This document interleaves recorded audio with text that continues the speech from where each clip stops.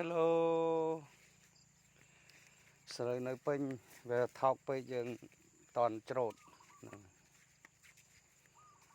អត់អីទេធ្វើស្រែពាក្យចាស់លោកពោលថាធ្វើស្រែ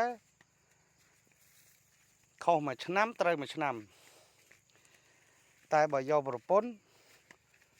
ខុសមួយហើយគឺខុសមួយជីវិតហ្នឹងហើយឆ្នាំនេះថោកតែឆ្នាំក្រោយអាចឡើងថ្លៃវិញណាយើងចិត្តតែធ្វើទៅកុំឲ្យដីវានៅទំនេរកុំខ្ជិលតែខ្ជិលអត់បានអីហូបទេដួលអស់ហើយ Hello good morning Hello ស្រូវនៅពេញវាថោកពេកយើងតន់ច្រូតអត់អីទេ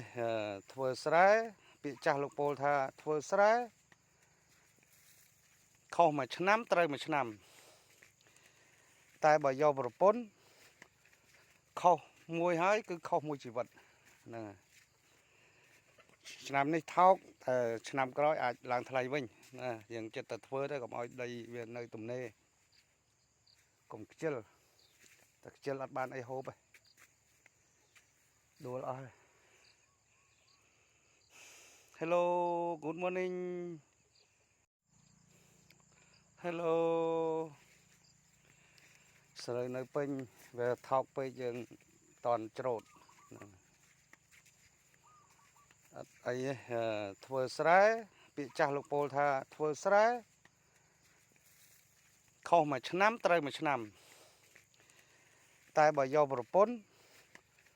ខុសមួយហើយគឺខុសមួយជីវិតហ្នឹងហើយឆ្នាំនេះថោកតែឆ្នាំក្រោយអាចឡើងថ្លៃវិញណាយើងចិត្តតែធ្វើទៅកុំឲ្យដីវានៅទំនេរកុំខ្ជិលតែខ្ជិលអត់បានអីហូបទេដួលអស់ហើយ Hello good morning